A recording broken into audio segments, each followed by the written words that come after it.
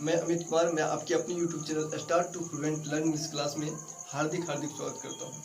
दोस्तों, आज बिहार बोर्ड के क्लास 6 का पहला चैप्टर हम बताने वाले हैं, जिसका नाम है माई मदर।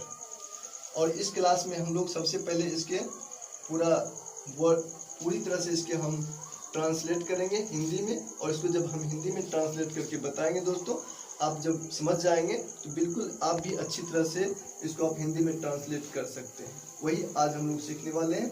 हिंदी ट्रांसलेट कैसे करेंगे वो अभी हम आपको एक लाइन टू लाइन जब बताएंगे तो आप भी अच्छी तरह से इसको समझ पाएंगे। और जब इसका हम हिंदी अनुवाद कर लेंगे दोस्तों, तो इसके क्वेश्चन आंसर को भी हम आसानी से समझ सकते हैं। चलिए दोस्तों, ज़्यादा देर ना करते हुए अभी हम आपको लाइन टू लाइन अच्छी तरह से बताने वाले हैं। तो चलिए चलते हैं। हेलो दोस्तों, तो चलिए हम लोग फाइनली किताब के ऊपर चले आए हैं। और ये किताब लेसन 1, जैसा कि हमने आपको कुछ देर पहले बताया था। आगे ये है माई मदर। माई मदर का मतलब होता है मेरी माँ। मेरी माँ इसका होता है। और मेरी माँ बहुत ही अच्छा पोयम, बिहार बोर्ड का ये क्लास 6 का पहला पोयम है। और इसमें सबसे पहले आपको ए नंबर में दिया हुआ वार्मर। वार्मर का मतलब होता है दोस्तों संकेतक, अर्थात अपने आप को वार्म अप कर लें और उसके बाद आप जो है इस अध्याय को शुरू करें। यानी कि इसका मतलब कहने का है कि पहले आप कुछ जानकारियां हासिल पहले कर लें, उसके बाद जो है इस अध्याय को स्टार्ट करें। तो अध्याय में दोस्तों बताया गया है कि when you are in trouble. अध्याय से पहले दोस्तों ये क्वेश्चन रखा गया है, when you are in trouble और पेन द वर्ड माँ कम्स नेचुरली टू अस। जब कभी दुख और दर्द में होते हैं, जब कभी हम दुख और दर्द में होते हैं, माँ कम्स नेचुरली टू अस, तो माँ शब्द निकलती है, अपने आप एकाएक निकलती है माँ शब्द, naturally to us. Can you explain why it is so. ऐसा कैसे होता है, ऐसे कैसे हो सकता है। एक्सप्लेन करें यानी विस्तार करें। एक्सप्लेन का मतलब होता है विस्तार, पेन का मतलब होता है दर्द, और ये आपको ट्रबल का मतलब होता है समस्या। अर्थात जब कभी हम दुख और दर्द में होते हैं तो माँ शब्द एकाएक निकलती है। इसी को कहा गया है यहाँ पे एक्सप्लेन करने दोस्तों। तो अगर आपके पास कुछ इसका आंसर मतलब कि अपने आप आपको पता चल रहा है ऐसा कुछ, तो आप कमेंट करके दे सकते हैं। बाकी अभी हम लोग जो है इसका ट्रांसलेट देखने वाले हैं इस पोयम का। फिर आगे जो है हम इसका आंसर भी जरूर आप लोगों के सामने लाएंगे। पहले आप इसका क्वेश्चन बहुत इजीली है, इसको आप अपने से कुछ अपने ट्रांसलेट के ढंग से करने की कोशिश कीजिएगा, फिर हम जो है इसको निश्चित रूप से बताएंगे आगे की वीडियो में। चलिए दोस्तों चलते हैं। Now read and enjoy this poem. अर्थात इसका मतलब आप पढ़ें और आप इसका आनंद उठाएं। तो दोस्तों सबसे पहला स्टेंजा में कहा गया है, who set and washed my infant head. Who sat and washed my infant head। इसका मतलब हुआ कौन बैठकर। Who sat का मतलब हुआ कौन बैठकर, and washed my infant head, मेरे शिशु सिर को। आप नोट करते जाएं, इन्फेंट हेड का मतलब शिशु सिर होता है। शिशु सिर को देखती थी। कौन बैठकर मेरे शिशु सिर को देखती थी। When sleeping on my cradle bed. जब, व्हेन का मतलब जब, स्लीपिंग मतलब जब मैं पालने, क्रेडल बेड का मतलब वह पालने वाले बिस्तर पर सो रहा था, जब मैं पालने वाले बिस्तर पर सो रहा था। And tears of sweet affection said, और कौन प्यार भरी आंसू छलकाती थी, है कि नहीं। अफेक्शन मतलब प्यार, सेड मतलब छलकाना, और स्वीट मतलब मधुर, अर्थात और मधुर प्यार भरी आंसू छलकाती थी माई मदर, मेरी माँ। अफेक्शन का मतलब दोस्तों होता है प्यार, और स्वीट का मतलब मधुर, सेड का मतलब छलकाना। When pain and sickness made me cry. जब दर्द, पेन का मतलब दोस्तों दर्द, जब दर्द और बीमारी, सिकनेस का मतलब बीमारी, जब दर्द और बीमारी ने मुझे क्राई मतलब रुला दिया, जब दर्द और बीमारी ने मुझे रुला दिया। Who gazed open my heavy eye, who gazed open my heavy eye, कौन भींगी आंखों से मुझे निहारती थी। गेज्ड का मतलब निहारती थी, कौन भींगी आंखों से मुझे निहारती थी। And wept for fear that I should die, और and wept for fear that I should die, और कौन इस डर के साथ रो पड़ी। फियर का मतलब दोस्तों होता है डर, वेप्ट मतलब रो पड़ी। कौन और इस डर के साथ रो पड़ी। आई शुड डाई, कहीं मैं मर न जाऊँ। कौन इस डर के साथ रो पड़ी कि मैं मर न जाऊँ। वो कौन थी दोस्तों, तो माई मदर, मेरी माँ।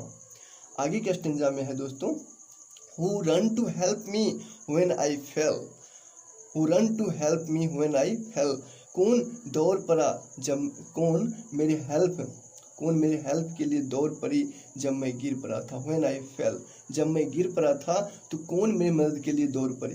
दोस्तों यहाँ से पहले आप ले लेंगे When I fell, जब मैं गिर पड़ा था, फैल का मतलब गिरना होता है। जब मैं गिर पड़ा था तो कौन मेरी मदद के लिए दौड़ पड़ी, हेल्प का मतलब मदद, कौन मेरी मदद के लिए दौड़ पड़ी। And would some pretty story tell, और कौन सुंदर कहानियाँ और कौन सुंदर कहानियाँ सुनाती थी। और kiss the place to make it well, और कौन जो है, किस का मतलब होता है दोस्तों चूमना, प्लेस का मतलब स्थान, मेक इट वेल, और कौन चोट लगे जगह को ठीक करने के लिए चूमती थी, किस करती थी। माई मदर, वो कौन थी दोस्तों, मेरी माँ। And can I ever cease to be, and can I ever cease to be, और क्या and can I ever cease to, cease का मतलब दोस्तों होता है छोड़ना, क्या मैं छोड़ सकता हूँ, इसका मतलब यहाँ कहने का है, कैन का मतलब सकना, और क्या मैं छोड़ सकता हूँ। Affectionate and kind to thee, प्रेम पूर्वक व्यवहार के साथ जो मेरे प्रति रही, दयालु के प्रति मेरे साथ रही, प्रेम पूर्वक और दयालु भावना के साथ मेरे प्रति जो रही, क्या मैं उसको छोड़ सकता हूँ। Who was so very kind to me, जो मेरे प्रति इतनी दयालु रही, जो मेरे प्रति इतनी, Who was so very kind to me, जो मेरे प्रति इतनी दयालु रही, क्या मैं उसे छोड़ सकता हूँ। माई मदर, मेरी माँ, वो कौन थी, तो मेरी माँ थी जिसे मैं छोड़ नहीं सकता हूँ। फिर से एक बार इस लाइन को रिपीट कर लें। And can I ever cease to be affectionate and kind to thee, और क्या मैं छोड़ सकता हूँ ऐसे जो मेरे साथ दयालु और प्रेम पूर्वक व्यवहार के साथ रहती थी। Who was so very kind to me, जो मेरे प्रति इतनी दयालु रही, क्या मैं उसके प्रति दयालु और प्रेम की भावना छोड़ सकता हूँ, जो मेरे प्रति इतनी दयालु रही। हु का मतलब यहाँ जो से होगा, माई मदर, वो कौन थी, मेरी माँ। आगे दोस्तों है स्टेंजा में, ओह स्टेंजा में है, oh no the thought I can not bear, अरे नहीं, मैं ऐसी सहन नहीं कर सकता। बेयर का मतलब दोस्तों होता है सहन, यानी मैं ऐसा सहन नहीं कर सकता, मैं ऐसा सोच नहीं सकता। And if God please my life to spare, और ईश्वर ने मुझे एक और जिंदगी दी। स्पेयर का मतलब होता है दोस्तों बचाना, यानी ईश्वर ने मुझे एक बार और बचा लिया। आई होप, मैं आशा करता हूँ, आई शैल रिवॉर्ड दाई केयर, मैं आशा करता हूँ कि मैं उसकी देखभाल का बदला जरूर चुकाऊंगा। यहाँ कहने का मतलब है दोस्तों, केयर का मतलब होता है देखभाल, और रिवार्ड का मतलब होता है इनाम। मैं उसकी देखभाल का जो इनाम है उसको मैं जरूर चुकाऊंगा, यहाँ पर कवि ये कह रहे हैं। अगला है माई मदर, वो कौन थी, तो मेरी माँ। मैं अपने माँ के प्रति ये कविता ये समर्पित कर रहे हैं, कवि बोल रहे हैं। अगला स्टेंजा में बोला जा रहा है, When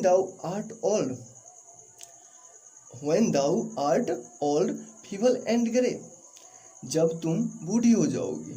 ओल्ड का मतलब दोस्तों होता है बूढ़ी, जब तुम बूढ़ी हो जाओगी। फीबल एंड ग्रे, तुम्हारा रंग दुर्बल होकर के फीका पड़ जाएगा। फीबल मतलब दुर्बल और ग्रे मतलब फीका। जब तुम बूढ़ी हो जाओगी, तुम्हारा रंग दुर्बल होकर के फीका पड़ जाएगा। माई हेल्दी आर्म, मेरी स्वस्थ भुजाएं, my healthy arm shall be thy stay, तुम्हें स्वस्थ रखेगा। मेरी हेल्दी आर्म मतलब मेरी स्वस्थ भुजाएं, माई हेल्दी आर्म, मेरी स्वस्थ भुजाएं तुम्हें स्वस्थ रखेगा, तुम्हें स्वस्थ रखेगा। स्टे मतलब स्वस्थ रखेगा।